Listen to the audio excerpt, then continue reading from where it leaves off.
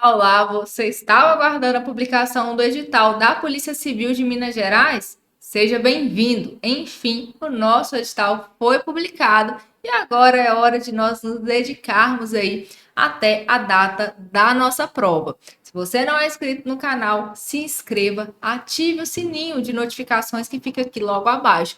Nós vamos ter muito conteúdo voltado para a PCMG, não somente da matéria de Direito Administrativo, que é que eu vim trazer dicas para vocês hoje, mas também de todos os professores que constam no conteúdo do seu edital. É com grande satisfação que a gente vem aqui hoje, né, para trazer essa dica de direito administrativo para você.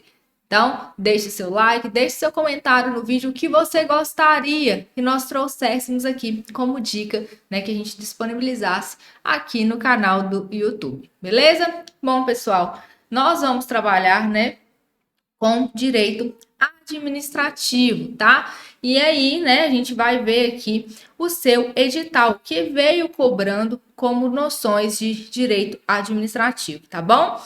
Meu Instagram na tela, se você quiser me seguir, fique à vontade, né? Posto algumas dicas lá para concursos públicos, tá? Olha só, esse aqui é o conteúdo do seu edital, noções de direito administrativo. Então, é um edital justo, né? Tendo em vista aí o tempo que nós temos até a realização da prova, ele está bastante razoável, tá? Então, a gente tem a administração pública, né? O conceito e os princípios que constam, né? Basicamente em todos os editais de direito administrativo, administração direta e indireta, agentes públicos, nós temos aí improbidade administrativa, responsabilidade, né, civil do Estado, poderes da administração pública, atos administrativos e também temos serviços públicos e regime jurídico administrativo. Hoje nós iremos trabalhar com o tema serviços públicos, tá? Então, nós vamos fazer aqui apontamentos importantes a respeito deste tema, o que a banca, né, o que a FGV pode querer explorar em sua prova no que diz respeito aí ao tema serviços públicos. Então, tudo que é importante, analisando, né, o tema, analisando o comportamento da FGV em relação a esse assunto, nós vamos trabalhar nessa dica de hoje. Bom, pessoal, primeiramente é importante a gente começar iniciando, né, com o conceito de serviços públicos, tá? Então, o que é serviço público, né? Tenho certeza, né, que todos nós somos aí usuários de serviços públicos no nosso dia a dia. Então, o serviço público ele é conceituado como todo aquele que é prestado pela administração ou pelos seus delegados sob normas e controles estatais para satisfazer as necessidades sociais, essenciais ou secundárias da coletividade, ou simples conveniências do Estado, ou também pode ser conceituado como toda atividade prestada pelo Estado ou por seus delegados, basicamente no regime de direito público, com vistas à satisfação das necessidades essenciais e secundárias da coletividade. Então, olha só, esse conceito aqui ele é bastante amplo, né? Porque o serviço público não é somente aquele que é prestado pela própria administração pública, mas também através aí da delegação, tá? Então, se a gente utiliza, por exemplo, água encanada, né? A gente está utilizando de um serviço público.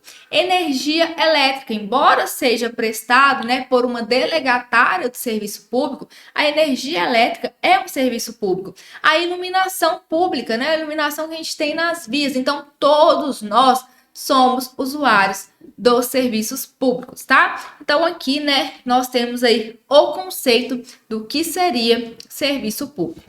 Aí, para resumir, né, trabalhando com palavrinhas-chave, né, serviços públicos são atividades administrativas, representam uma utilidade para a população, são prestados pelo poder público, né, como, por exemplo, a segurança pública. Segurança pública, ela é prestada pelo poder público de forma direta. Ou também a gente pode ter os serviços prestados por particulares, como energia elétrica, né, fornecimento e abastecimento de água, são regidos pelo direito público, porque o direito administrativo, ele é um ramo do direito público. O seu titular é o poder público, ainda que o exercício não seja diretamente feito pelo poder público, né? Como no caso de delegação, mas a titularidade ainda continua sendo do poder público. E a atividade tem que ser positiva, consiste o quê? Em uma prestação e não em uma limitação de direitos, tá? Então, o serviço público, ele é uma prestação, beleza? Então, aqui a gente tem, né, as palavrinhas-chave para o nosso conceito. Então, aqui o exemplo que eu dei a respeito da iluminação das vias públicas, né? Para facilitar aí a locomoção de pessoas, nós estamos diante de uma atividade positiva e não vai limitar direitos. E aí, nesse caso, trata-se de um serviço público. A respeito da titularidade dos serviços públicos, gente, a Constituição, ela diz no artigo 175 o seguinte: incumbe ao poder público, na forma da lei, diretamente ou sob regime de concessão ou permissão, sempre através de licitação, a prestação de serviços públicos. Então, né, a gente vê aqui que a titularidade é do poder público. O exercício pode ser feito diretamente por ele ou, né, através aí de concessão ou permissão por particular, o exercício, tá? A titularidade sempre será do poder público.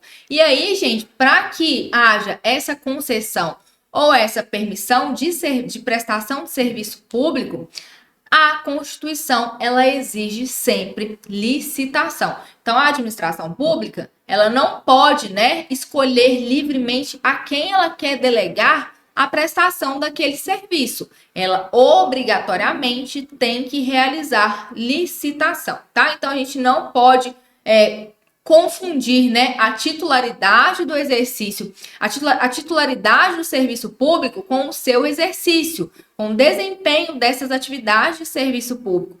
Porque o exercício, né, do serviço público pode ser feito tanto pelo poder público de forma direta, como pelos particulares de forma indireta, através da concessão, da permissão ou da autorização, tá? Então, atenção a isso, a essa pegadinha de prova. A classificação, gente, isso aqui é bastante cobrado, principalmente essa primeira, no que diz respeito aos destinatários, tá? Então, vamos dar uma atenção especial aqui para essa classificação. Os serviços públicos, eles podem ser classificados quanto aos seus destinatários, quanto à essencialidade, quanto à adequação e quanto à exclusividade.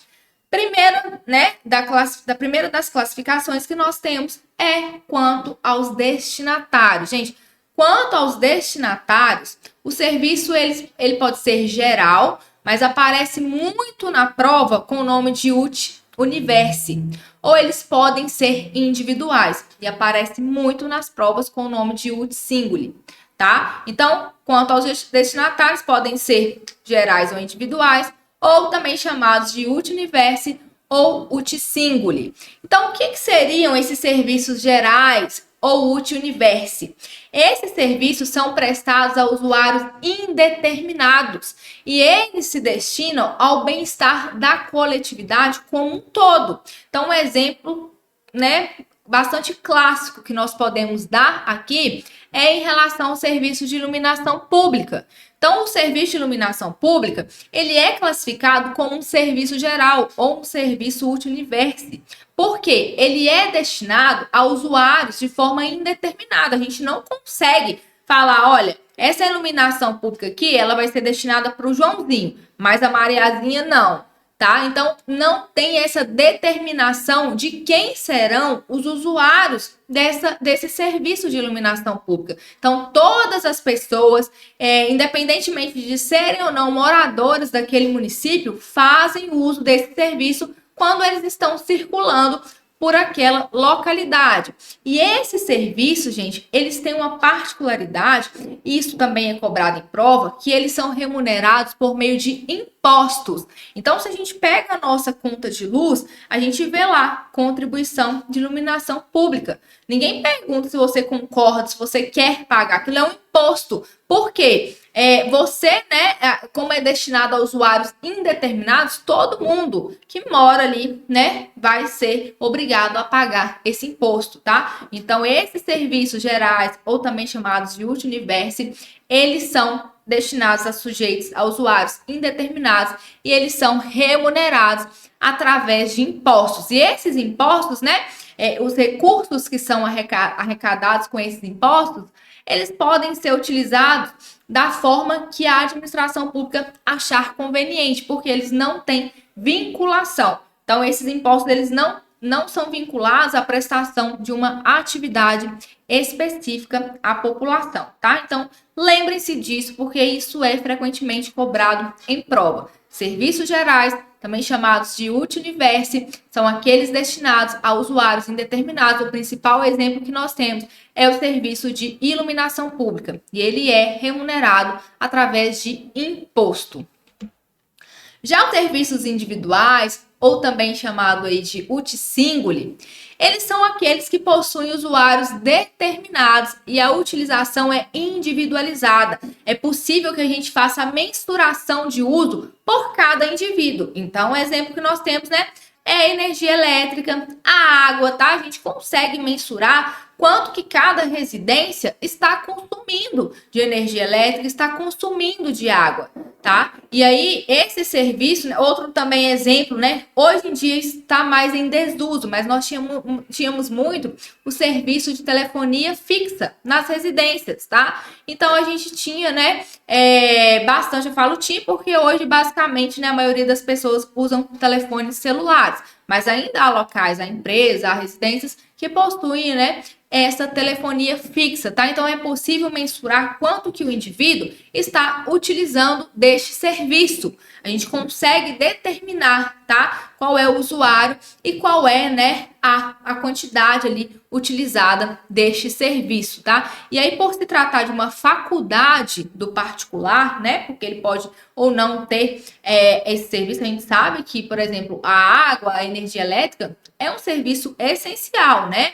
Mas, né, não deixa de ser uma opção, tá? Né? Então, dessa forma, a remuneração, ela ocorre por meio de tarifa, tá? É diferente do serviço de coleta urbana de lixo, porque esse serviço, embora a gente tenha que pagar, né, aquela taxa de coleta urbana, é um serviço individual, porque a gente consegue mensurar ali qual é, né, os indivíduos que estão fazendo uso dessa atividade e ele é obrigatório. Então, embora os serviços individuais normalmente sejam de caráter facultativo, a gente precisa saber que quando se tratar de coleta urbana de lixo, ele é obrigatório, a gente não tem opção de pagar ou não a taxa, tá? E aí, né, porque senão toda a coletividade seria afetada, tá? Seria afetada. Então, né, vai ser remunerado através de taxa. Quanto à essencialidade, o serviço ele pode ser, né, quanto à essencialidade, propriamente ditos ou de utilidade pública, tá? Os serviços públicos propriamente ditos são aqueles que são essenciais à própria sobrevivência dos membros da sociedade. Eles são de extrema importância. Então, a gente tem serviço de saúde, água, esgoto, energia elétrica, né? Eles são essenciais à própria existência do ser humano. Como é que alguém consegue sobreviver sem a água, por exemplo? Quando há desabastecimento, interrupção da prestação desses serviços, vira um caos total. Quem nunca viu nos noticiários, né, locais em que a interrupção ocorre por dias e o cenário fica caótico, porque é um serviço de extrema importância para a sobrevivência, né, dos membros da sociedade. Então, esses são os serviços públicos propriamente ditos. Os serviços de utilidade pública, Eles, embora não sejam essenciais, eles são bastante úteis, tá? Por isso, né, o nome utilidade pública. Eles são convenientes à sociedade e vão proporcionar um maior bem-estar, tá? E a gente pode citar como exemplo o serviço de telefonia celular e o gás encanado. Então, vejam, eles não são essenciais, mas eles trazem aí um certo conforto para os indivíduos, tá? Quanto à adequação. Eles podem ser próprios ou impróprios. Os serviços próprios são aqueles que o Estado assume como de sua competência privativa. Só o Estado pode prestar essa espécie de serviço público, uma vez que tal determinação está contida em alguma norma legal. Então, exemplo, né, segurança pública é um exemplo de serviço público próprio. Não pode ser delegado a um particular, porque a própria Constituição, ela estabeleceu, né, que a segurança pública ela é um dever do Estado. Tá? Então, os principais exemplos são os serviços de telecomunicações e de transporte de passageiros, previstos na Constituição Federal como de competência da União, ainda que a União delegue a prestação deste serviço a uma concessionária ou uma permissionária, os mesmos continuam a ser classificados como próprios, pois o que determina tal classificação é a presença de algum diploma normativo que atribua a um determinado ente a competência para sua prestação. Então, a gente tem os serviços próprios de competência privativa e a gente tem os serviços próprios de competência exclusiva. Os de competência exclusiva não podem ser delegados, que são, como eu dei o exemplo, a segurança pública. Os de competência privativa podem ser delegados, tá? Eles são atribuídos à administração pública através de um conteúdo normativo, mas os de competência privativa ainda assim comportam delegação. Agora, os serviços próprios de competência exclusiva, somente, né, de forma direta pelo Estado. Os serviços impróprios, gente, são aqueles que não são assumidos nem regulamentados pelo Estado, mas tem que ser por ele fiscalizado. Então, a gente tem como exemplo o serviço de táxi. Se alguém, né, já trabalhou com táxi ou já conheceu alguém que trabalhou com táxi, sabe que é necessário fazer algumas adaptações no veículo, como por exemplo da placa, a cor na placa, e também é necessário obter uma licença do município para que esse serviço possa ser prestado. Então vejam, embora ele não seja assumido nem regulamentado pelo Estado, ele tem que ser fiscalizado, né, pela administração pública. Esses são os serviços impróprios.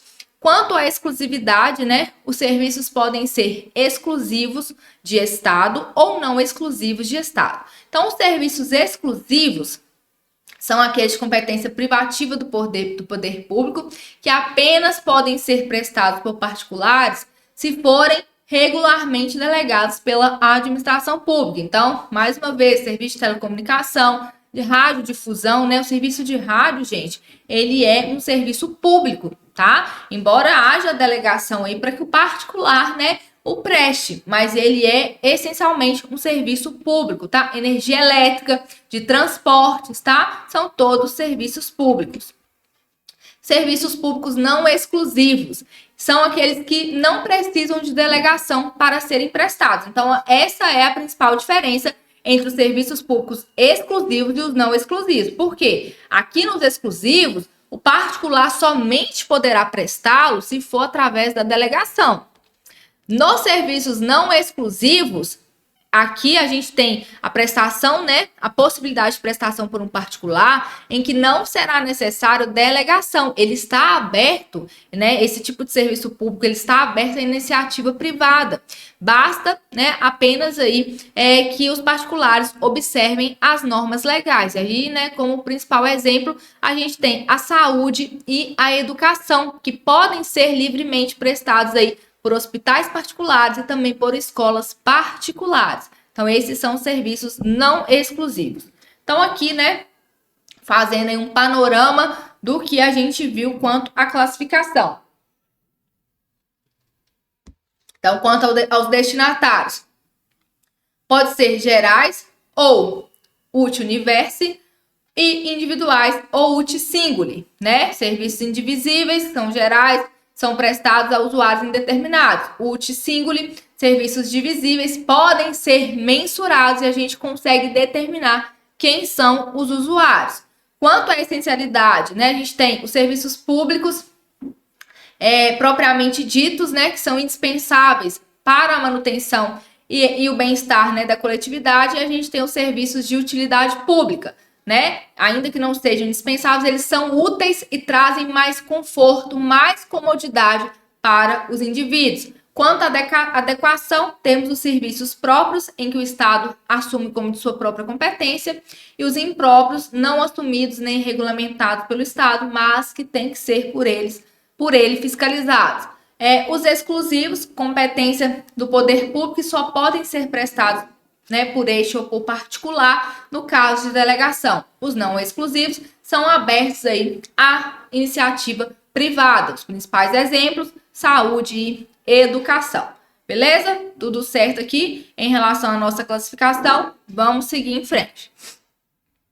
Princípios do serviço público. Gente, isso aqui simplesmente despenca em questão de prova, tá? A gente sabe o quão importantes são os princípios na matéria de direito administrativo. Então, tudo, né, que a gente diz respeito à administração pública, a gente tem essa orientação por princípios que vai compor o regime jurídico administrativo, tá? Então, os princípios, eles são tão importantes quanto as regras no direito administrativo. Eles são tão normas quanto as regras, tá? Então, olha só, a lei, né, a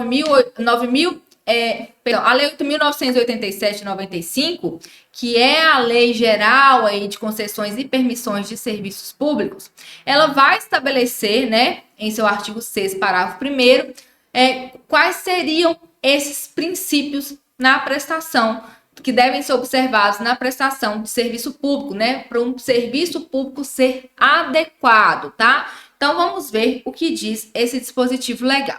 Olha só, toda concessão ou permissão pressupõe a prestação de serviço adequado ao pleno atendimento dos usuários, conforme estabelecido nessa lei, nas normas pertinentes e no respectivo contrato. Parágrafo 1º. Serviço adequado é o que satisfaz as condições de regularidade, continuidade, eficiência, segurança, atualidade, generalidade, cortesia na sua prestação e modicidade das tarifas. Então, veja aqui que nós temos, né, muitos princípios, tá? E acreditem, eles são bastante cobrados. Então, mais uma vez, né, nós temos o princípio de serviço adequado, é o que satisfaz as condições de regularidade, continuidade, eficiência, segurança, atualidade, generalidade, cortesia na sua prestação e modicidade das tarifas. Então, passemos aí, né, a análise desses oito princípios de forma isolada. O primeiro, né, regularidade. Gente, a regularidade, ela está relacionada à prestação do serviço público de maneira uniforme, tá? No tempo, mantendo ali um padrão de qualidade e estando de acordo com a lei. Então, isso que é um serviço público regular. Ele vai ser uniforme no tempo, ele vai manter um padrão de qualidade e ele vai estar de acordo com a lei, tá? A continuidade é o princípio mais cobrado, sem sombra de dúvidas. É o mais cobrado. E tudo aquilo que tangencia este princípio, nós vamos falar a partir de agora. Então, prestem bastante atenção. Então, através, né, do princípio da continuidade, significa dizer que os serviços públicos, em regra, porque, né, comporta exceção, o serviço público ele não pode ser interrompido pelo prestador de serviço público. Eles não podem sofrer descontinuidade, tá? Então, mas, como eu disse, né, é a regra. Só que, né, nós podemos ter exceção no caso de emergência, razões de ordem técnica ou de segurança e quando houver inadimplemento do usuário. Então, a regra é que o serviço público ele seja prestado de maneira contínua, tá? Só que nós poderemos ter exceção em que haverá a interrupção da prestação do serviço público por razões de emergência. Então, por exemplo, houve ali, né, a explosão de um poste na rua e afetou o fornecimento de energia elétrica naquela localidade. Então, é uma situação, um raio caiu no poste ali, caiu na rede elétrica e teve, né, por razões de emergência, que ser interrompido o fornecimento de energia elétrica. Razões de ordem técnica de segurança, vai ser feita uma manutenção nessa rede elétrica, tá? Ou inadimplemento do usuário que não está, né, anuindo aí com o pagamento das tarifas, tá? Então, nesses 3 casos, nós podemos ter a exceção à continuidade do serviço público. Outro exemplo, situação, né, que o usuário de energia elétrica deixa de pagar sua conta na data do vencimento. Nessa situação, pode a concessionária interromper o fornecimento de energia elétrica? Certamente que sim, mas tem que ter aviso prévio. No caso de inadimplemento, tá? Nós temos que ter aviso prévio de que essa providência será adotada. E outra coisa, não pode atingir a prestação de serviços essenciais. Então, olha só, mas quem estiver usando a energia elétrica for uma escola ou um hospital público, neste caso, tem um interesse coletivo envolvido e a interrupção iria afetar toda uma população. Então, nesse caso, não pode ocorrer interrupção e a concessionária vai ter que acionar o poder público, o poder judiciário, para exigir os valores devidos. Então, olha só, né? Se quem deixa de pagar a energia elétrica é o poder público, no que diz respeito aos serviços essenciais, a concessionária não pode interromper a prestação do serviço. Então, se for uma escola, se for um posto de saúde, se for um hospital, pensem só, né? A concessionária vai lá e desabastece aquele imóvel, não teríamos como ter a continuidade de prestação. Isso acarretaria, né, consequências graves à coletividade. Por este motivo, se for um serviço essencial prestado pelo poder público e houver inadimplemento de obrigação aí quanto ao pagamento de energia elétrica, a concessionária terá que acionar o poder judiciário para cobrar, né, do poder público os valores que são devidos pelo Estado.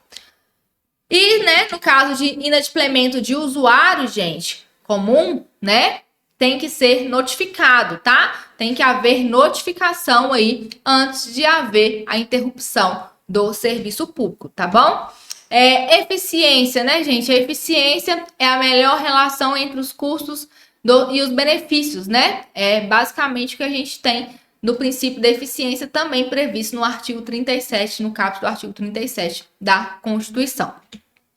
Seguridade. Esses serviços não podem oferecer riscos aos usuários que deles se beneficiam, tá? Então, tem que ser um serviço seguro para os usuários. Então, um exemplo aqui, né? A instalação de mecanismos de segurança em ônibus municipais. Quem nunca ouviu falar, né, por exemplo, de pessoas que se lesionaram ali no transporte público, tá? Que por razões X ou Y acabaram se machucando. Então, esse serviço, ele tem que ser prestado de forma segura, de acordo com as normas de segurança que são exigidas. E ainda que ele seja prestado, né, através de concessão ou de permissão, essas normas, elas precisam ser observadas, porque o que está em jogo aqui é o interesse da coletividade, é o interesse público. Atualidade, gente, atualidade significa dizer, né, a própria lei, ela traz o conceito, a atualidade compreende a modernidade das técnicas, do equipamento, das instalações e a sua conservação, bem como melhoria e expansão do serviço. Então, exemplo, vai lá e renova a frota de ônibus, né? Aquele ônibus que está sendo utilizado ali para prestação de serviço público de transporte coletivo já está muito velho, dando muitas manutenções, ele estraga nos percursos. Então, nós temos que ter essa modernidade, essa atualização dos equipamentos, também das instalações, né? Permitindo, por exemplo, o amplo acesso de pessoas, né, prédios públicos, tem que ter elevador para que deficientes físicos, pessoas com limitações físicas possam, né, ter acesso a esses ambientes, tá? Então, tudo isso é atualidade.